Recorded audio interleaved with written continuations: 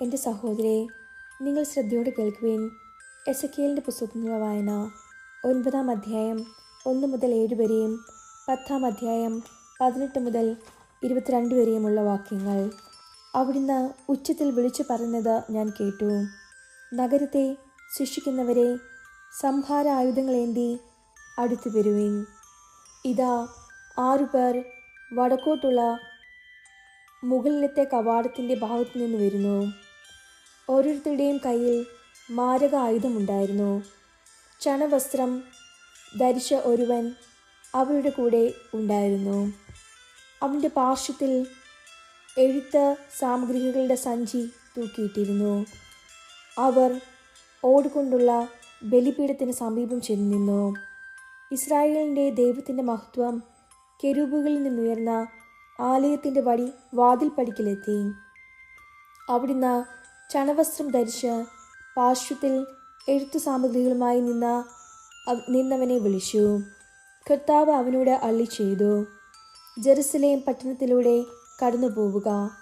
ആ നഗരത്തിൽ നടമാടുന്ന മ്ലേച്ഛതകളെ ഓർത്ത് കരയുകയും നെടുവീർപ്പിടുകയും ചെയ്യുന്നവരുടെ നെറ്റിയിൽ അടയാളമിടുക. അവിടുന്ന് മറ്റുള്ളവരോട് ഞാൻ കേൾക്കെ ആജ്ഞാപിച്ചു. അവൻ്റെ പിന്നാലെ പട്ടണത്തിൽ സഞ്ചരിച്ച സംഹാരം തുടങ്ങുവിൻ. നിങ്ങളുടെ കണ്ണിൽ അലിവുണ്ടാകരുത്, കരുണ കാണിക്കരുത്. വൃദ്ധരെയും യുവാക്കളെയും യുവതികളെയും പൈതങ്ങളെയും സ്ത്രീകളെയും നിശേഷം വധിക്കുവിൻ. എന്നാൽ അടയാളമുള്ളവരെ ആരെയും തൊടരുത്. എൻ്റെ വിശുദ്ധ മന്ദിരത്തിൽ തന്നെ ആരംഭിക്കുവിൻ. അവർ ആലയത്തിന് മുമ്പിലുണ്ടായിരുന്ന ശ്രേഷ്ഠന്മാരിൽ തന്നെ ആരംഭിച്ചു.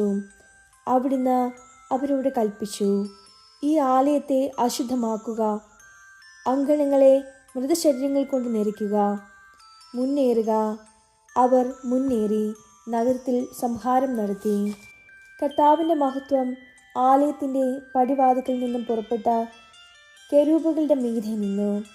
ഞാൻ നോക്കി നിൽക്കെ കെരൂബുകൾ ചിറകുകൾ വിടർത്തി ഭൂമിയിൽ നിന്ന് ഉയർന്നു.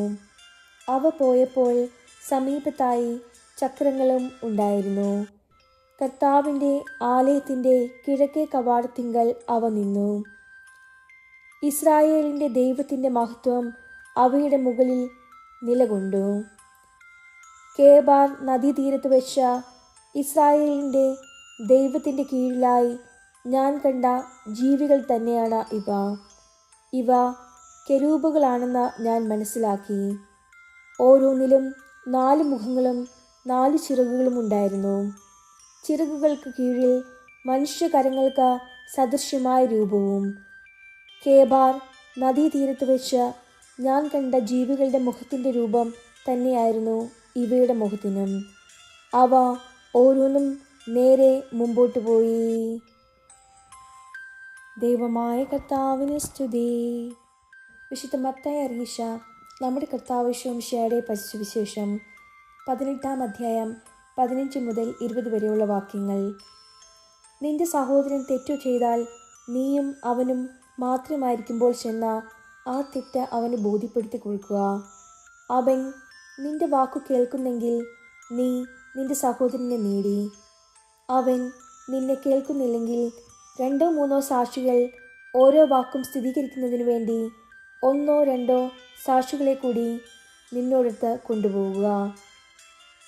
അവൻ അവരെയും അനുസരിക്കുന്നില്ലെങ്കിൽ സഭയോട് പറയുക.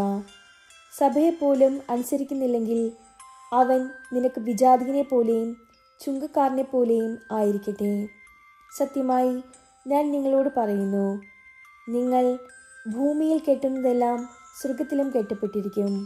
നിങ്ങൾ ഭൂമിയിൽ അഴിക്കുന്നതെല്ലാം സ്വർഗത്തിലും അഴിക്കപ്പെട്ടിരിക്കും.